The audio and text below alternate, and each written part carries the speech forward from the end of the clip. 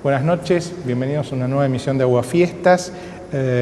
Trajimos hoy a nuestro programa a Mariano Causino, al doctor Mariano Causino, que es director del Instituto de Estudios Políticos de la UCES y subdirector o vicedirector de la carrera de Ciencias Políticas de la UCES, para tratar de decodificar un poco qué es lo que está pasando en la política argentina, a propósito también un poco de la aparición de un libro de Mariano que hace historia en podríamos decir, las últimas 3 décadas, ¿no? 1980-2010, y él está preparando otro libro que va a enganchar, a ensamblar con este. Sí.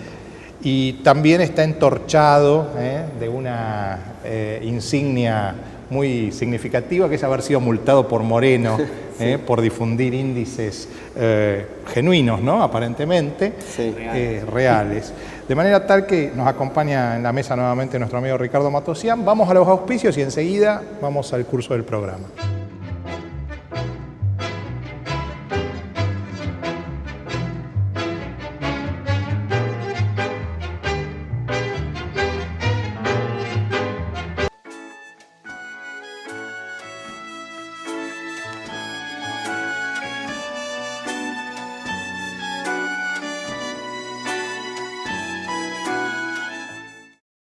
Una empresa joven en un mundo que avanza. Medanito, tenemos energía, somos energía. Bueno, Mariano, me gustaría que comenzáramos charlando por este libro tuyo que acaba de salir. Uno podría pensarlo, lo comenzás en 1980, ¿no? Con un momento en el que el propio proceso militar comienza algunos cambios en economía, esa es la época de Sigot, ¿no? Ellos también habían hecho, como muchos gobiernos peronistas, también habían retrasado el tipo de cambio, y ahí tiene que venir Sigot a abrir la esclusa, ¿no? Sí. Bueno, el gobierno militar no fue un gobierno peronista, ¿no? Pero sí, efectivamente eso ocurrió. Yo me puse a escribir el libro en función de dos cosas. Por un lado, de dar clases, yo doy clase de historia política argentina, y por otro lado, porque yo cuando era chico, cuando tenía unos 10 o 12 años, en casa de mi padre encontré un libro que era una cronología de historia política argentina, escrita por un señor Alonso, que después no es muy conocido, que había escrito en la Universidad de Belgrano, en la editorial de Belgrano, y yo entendí que ese libro, que iba del 30 al 80, había que hacerle una continuación. Entonces yo me puse a escribirlo para dar clase y terminó conformando un libro. Efectivamente el libro comienza en el año 80, el libro es una cronología y yo voy tomando hitos históricos de la Argentina y del mundo que afecten a la Argentina. En ese caso, por ejemplo, el primer hecho que yo ahí destaco es el 4 de enero de 1980, cuando los Estados Unidos, el gobierno de Jimmy Carter, decreta el bloqueo económico a la Unión Soviética después de la invasión a Afganistán, que es un hecho obviamente internacional, pero que tiene una incidencia en la Argentina y en todo el mundo, pero que en la Argentina tuvo una importancia porque a partir de ese momento fue que el gobierno militar empezó a estrechar los vínculos comerciales con la Unión Soviética y con todos los países del bloque soviético. Bueno, entonces comienza allí, la fecha es arbitraria porque comienza la década. Pero bueno, después vos mencionabas lo de... Como diría Borges, un homenaje al sistema métrico decimal. Exactamente, sí, la estadística. Pero vos mencionabas el cambio de Viola por Videla y el cambio de ministro cuando se va Martínez de Oz y asume Sigot y cambia la política económica. Eso también habla un poco de cómo es la Argentina, ¿no? Porque pensemos que un gobierno militar que tenía la suma del poder público prácticamente, si bien ya en 1980 el gobierno estaba muy desgastado, pero tenían indudablemente un poder enorme, aún así, como no hay continuidades, no hay planes, digamos, esquemas programáticos, porque en definitiva se pasó de un esquema al otro inmediatamente cuando el gobierno era el mismo. Y después cuando Viola cae, 8 o 9 meses después, el gobierno de Galtieri pone a Alemán de ministro de Economía y pretende hacer una especie de vuelta atrás y a corregir lo que se había hecho en ese año y a volver a un esquema parecido al de Martínez de Oz, ¿no? Bueno, pero esa historia Y terminó todo mal eso. Por las 3 décadas que vos tomás, dentro de la democracia, evidentemente ha habido 3 personajes Sí. que signan, ¿no?, estas 3 décadas. Indudablemente, Alfonsín, Menem y Kirchner. Exactamente. Entonces, ¿cómo caracterizás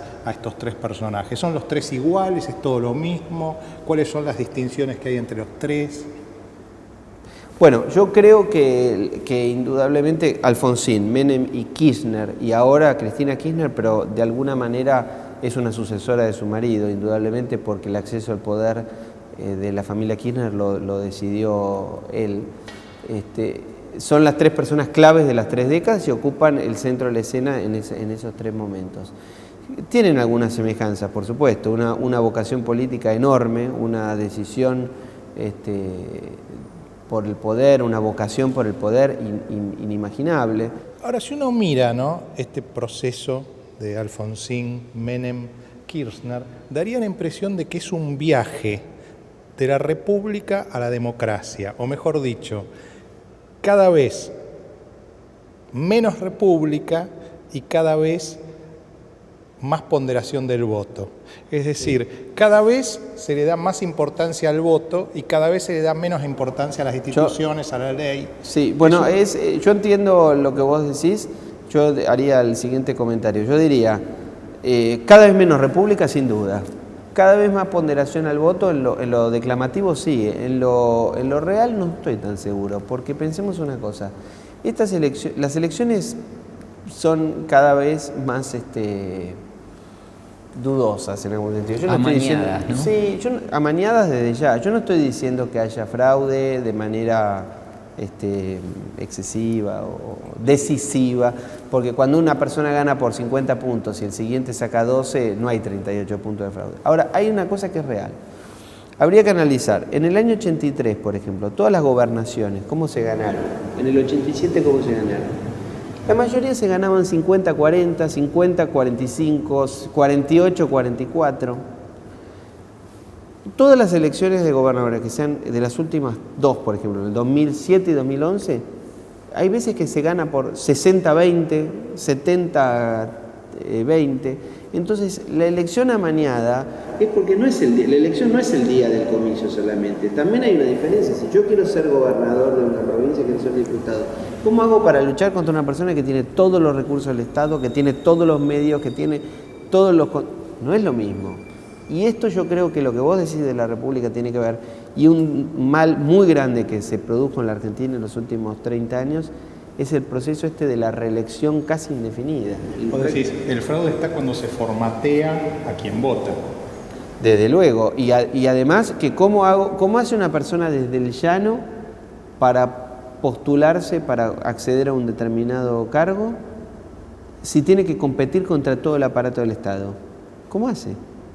¿Cómo hago yo, supongamos, cómo hace cualquier persona que quiere ser gobernador de Tucumán contra el señor Alperovich? Yo no sé si es bueno o mal gobernador, pero supongamos, ¿cómo hace? O contra el señor Gerardo Zamora en Santiago del Estero, o contra el señor Clos en Misiones, o Infran. Y te estoy diciendo tipos gente que algunos son peronistas, otros son todos oficialistas.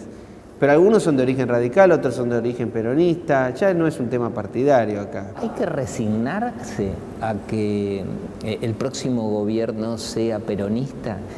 Esa es la primera pregunta. ¿Y hay que resignarse a la vez a que el gobierno o la política responda a los dictados de la moda?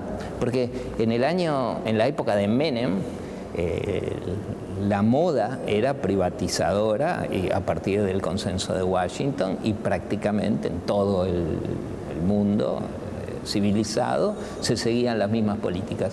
Y en la época de Kirchner también. O sea que hay, especialmente con la globalización, hay una caída en cuanto a las capacidades de alterar las políticas que tienen. Bueno, el primer punto, vos preguntás si hay que resignarse a que el próximo gobierno sea peronista. Yo entiendo lo siguiente, yo creo que el peronismo claramente es algo más que un partido, es algo más que un movimiento y es algo más claramente que una ideología, porque hay peronistas de izquierda y peronistas de derecha, y siempre los hubo. Yo creo que el peronismo es una especie de cultura política, que en realidad viene a reemplazar a la cultura política anterior que el radicalismo de alguna manera ocupó hasta el 45, y que el partido, lo que podría denominarse como el Partido Conservador, también era una cultura política hasta el año 16, o hasta el surgimiento del radicalismo como opción política que se le permitiera llegar al poder en el 16, ¿no? Yo creo que el peronismo tiene grandes chances de poner un nuevo gobierno. Lo que pasa es que creo que ya no tiene mucha importancia así. Porque la gente le pregunta, ¿quién era peronista? Sí. ¿Menem es peronista? Sí. ¿Duhalde es peronista? Sí.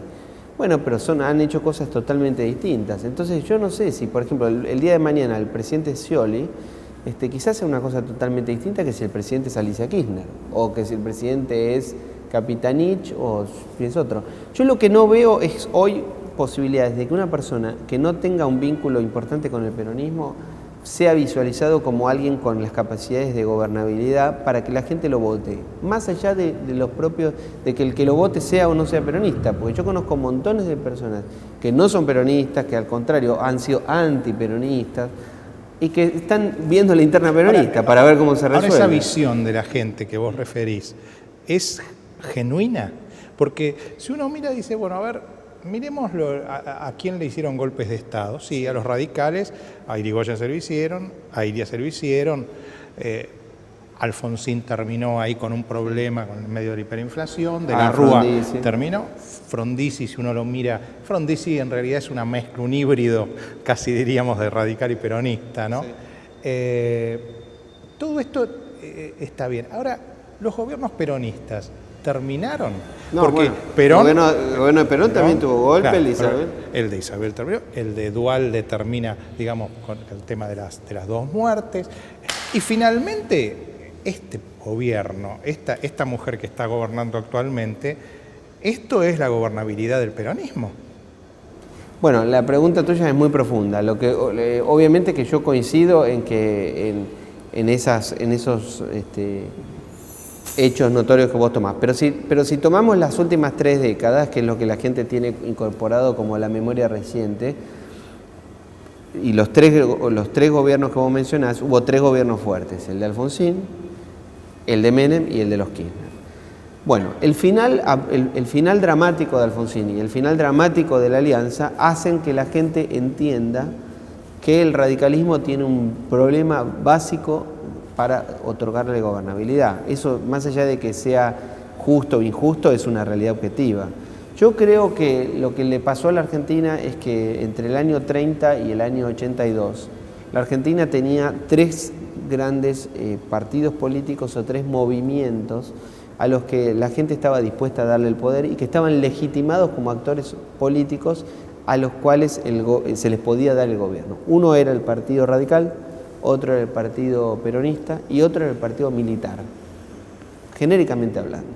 La verdad es que esta sociedad estaba dispuesta a darle el gobierno nacional a los radicales, se lo dio en varias oportunidades, como vos mencionaste, al peronismo, como vos mencionaste, y al Partido Militar, porque los militares eran un actor político legitimado por la sociedad. No es que eran unos locos que desembarcaron y la sociedad fue sometida. No, mentira. Acá los golpes militares en su mayoría fueron bien recibidos o fueron aceptados con complacencia.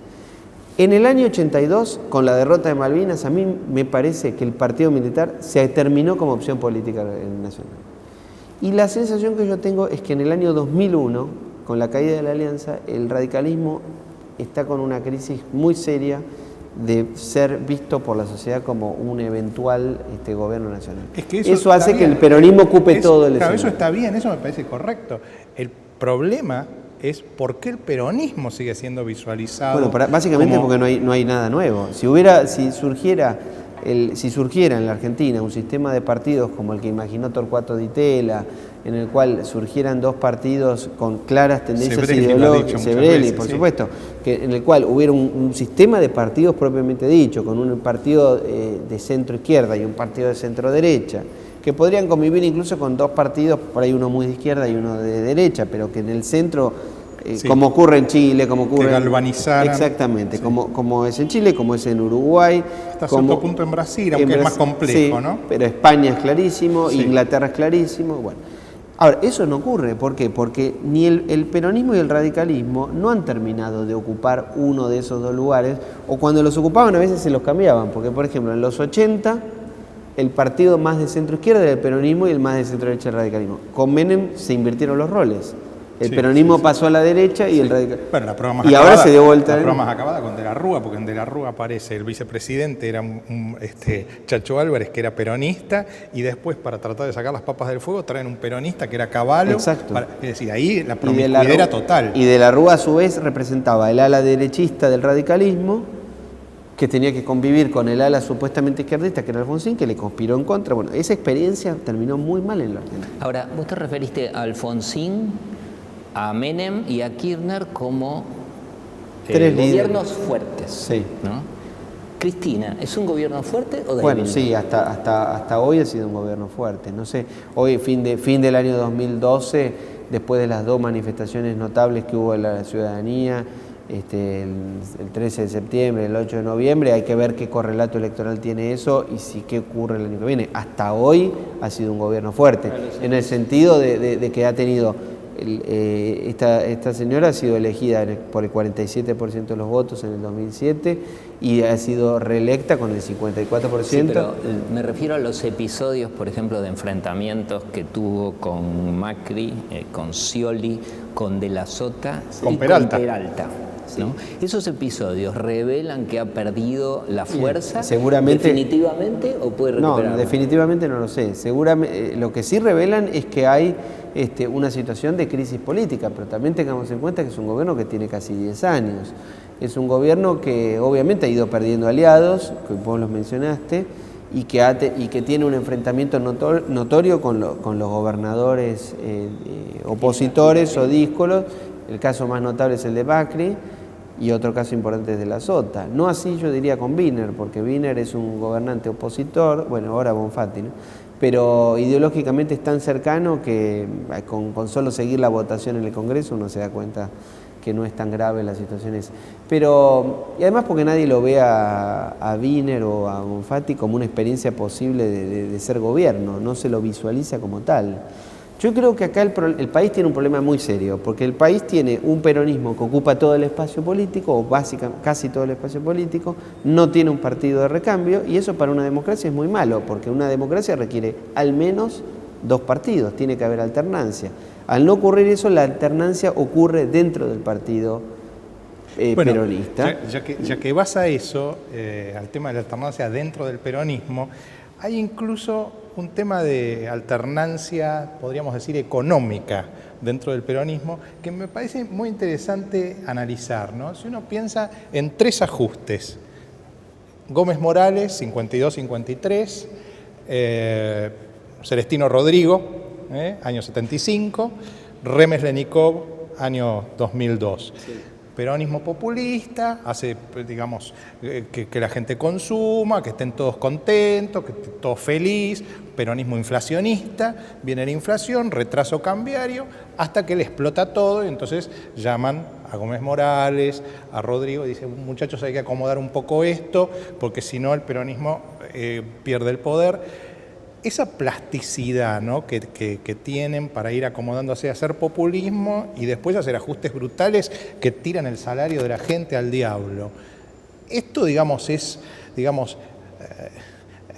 inevitable y ahora, porque daría la impresión de que en prospectiva es lo que viene, es decir, fue retrasando el tipo de cambio durante 10 años los Kirchner, hasta llegar ahora vendrá Massa, Scioli o De la Sota a explicarnos que hay que hacer un ajuste, de vuelta los salarios se caerán. ¿Esto es, digamos, lo inevitable de la Argentina? Bueno, yo creo que lo que vos estás describiendo tiene un componente de realidad muy importante y que hay que destacarlo y habría que tratar de evitar que... Habría que tratar de tomar esta situación económica internacional que es tan beneficiosa para la Argentina para evitar estos caer de un lado al otro, ¿no? Eso en el peronismo ha ocurrido. Perón en el 51, 52 se dio cuenta que tenía que hacer un cambio, lo hizo. El ajuste que hizo Perón fue enorme en el 52 y el pueblo lo aguantó. En ese sentido yo creo que Perón locutoriamente seguía con su discurso antiimperialista, sí, ¿no? por supuesto, cuando en realidad él tenía una alianza importante con Estados Unidos ya desde hacía antes. Trajo incluso a los hermanos de Eisenhower, lo subió al balcón. Totalmente, pero Perón incluso cuando él adelanta la elección lo hace porque él sabe que viene una situación complicada, pero además porque él quería poner en marcha el segundo plan quinquenal en el 52, a principios del 52, para poder iniciar la etapa de ajuste. Y eso se logró y ya después en 53, 54 la economía volvió a funcionar. En realidad el gobierno de Perón cae cuando mejor estaba funcionando en materia económica y demás. Lo que pasa es que políticamente ya las condiciones eran insoportables porque el país estaba en una situación de enfrentamiento enorme en lo cual han sido culpables los dos bandos, indudablemente, como el propio Perón incluso lo reconoció en el 60 y 70 después. En el 75 fue una situación extremadamente difícil porque el plan Helbar, si bien era un plan bien intencionado, si se quiere, pero era una situación totalmente idealista e imposible de sostener. Lleno de precios máximos. ¿Cómo? Lleno de precios máximos. Pero por supuesto, sí, y además con una olla a presión que tenía que explotar. Y Rodrigo lo que hizo fue sincerar la economía. Lo que pasa es que después quedó como el malo de la película y después le abrió las puertas a el gobierno militar, porque en realidad Rodrigo fue en julio del 75, después Cafiero intentó ordenar la economía, era imposible y vino el golpe. Con respecto a los 90 y a la situación actual, yo ahí tengo algunas diferencias, porque yo creo que en los 90, vos lo ponés como un ejemplo de populismo. El retraso de cambio fue clarito. El retraso de tipo de cambio fue una realidad objetiva, pero también es cierto que la convertibilidad se había convertido en una especie de vaca sagrada de la Argentina, la cual nadie se animaba a salir. El gobierno de Menem probablemente tendría que haber salido, tendría que haber corregido eso en el 97, en el 98. Cavallo dice que... La canasta de monedas. Sí, Cavallo sostiene que en el 97 era el momento para hacerlo. Por supuesto que él ya no estaba en el gobierno cuando lo dijo. Entonces, yo no digo que no sea así, pero hay que tener en cuenta también ese dato, ¿no? Que en el 96 se fue. Y después cuando vino la elección, ustedes acuérdense, de la Rúa ganó diciendo conmigo $1 peso, $1, y cuando Duhalde dijo, que insinuó que había que hacer algunas modificaciones, era políticamente incorrecto y lo querían matar.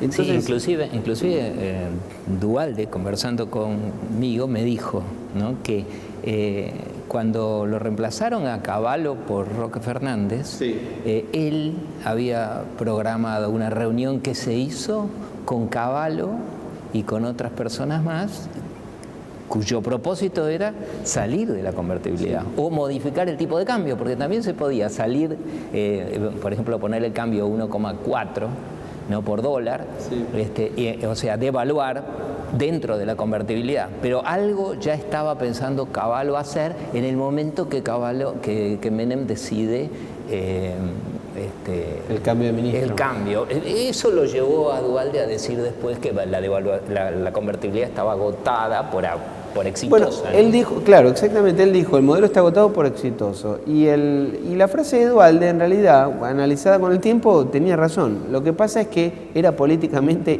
inviable, porque la gente no quería eso, la gente quería seguir con el 1 a 1 en el 99. Es más, en el 2001, en plena crisis y cuando se produce la elección de octubre del 2001, la situación era muy rara. Si uno lo recuerda, la gente que votó ahí, no se sabía bien que votó, no quería salir de la convertibilidad, la gente ya 2 meses antes, porque la gente imaginaba que iba a venir, lo que pasó después fue que se licuaron los salarios, que se destruyó el poder adquisitivo. Para terminar, ya si podés en 2 minutos contar cómo anda tu querella homérica con Moreno. Bueno, el asunto es el siguiente. Esa no es mía, no es un tema personal, ¿no? Lo que ocurre es que yo era presidente de ADE cuando nos pusieron la multa, pero hoy la presidenta de ADE, Elizabeth O'Donnell, es quien lleva el asunto. Y la situación fue la siguiente: hace 1 año y medio, a principios del 2011, el secretario de Comercio impuso una multa, la más alta que prevé la ley, de 500.000 pesos, para aquellas instituciones o consultoras privadas o semipúblicas que hacían relevamientos de precios. considerando que eso era violatorio de la Ley de Defensa de la Competencia. La realidad es que la ley está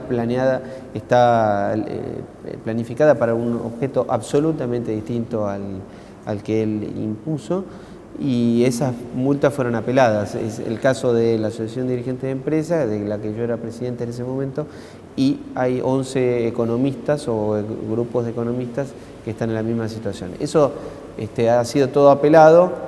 El gobierno, yo creo que logra demorar la resolución, porque finalmente la justicia va a fallar a favor de nuestro, porque esto es un tema de libertad de expresión, no es un tema de si yo hago bien la cuenta o la hago mal, es un tema de si yo puedo decir lo que pienso o no. La verdad es que si yo tengo ganas de decir que la inflación es de 25%, bueno, podré tener razón o no. Pero si yo quiero decir que es 200, también tengo derecho. Y si quiero decir que... Después estará la credibilidad de la gente. No, pero además el tema es que cada vez que uno decía eso, después eso era reproducido en los diarios, en las radios, que iban a multar a la última radio de este país para... Acá el de la de libertad de expresión es, ustedes tienen un programa de televisión, si tienen ganas de invitarme a mí, es problema de ustedes si lo que yo digo es un disparate o no, o de la audiencia si quiere verlo, pero no, se supone que no estamos en la Unión Soviética, donde cada uno va a decir cómo son los precios. Se supone. Sí. Gracias, Mariano. Gracias a ustedes. Un gustazo compartir el programa con vos. Gracias. Hasta el próximo domingo.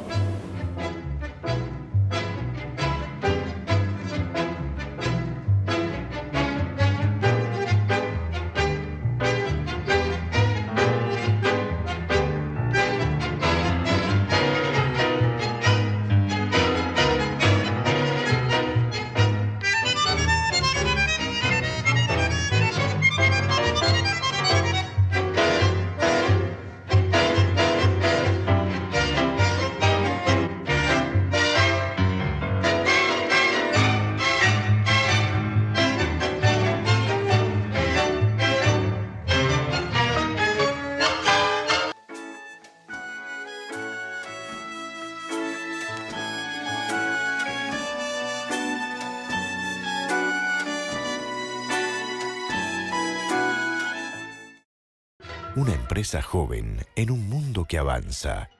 Medanito, tenemos energía, somos energía.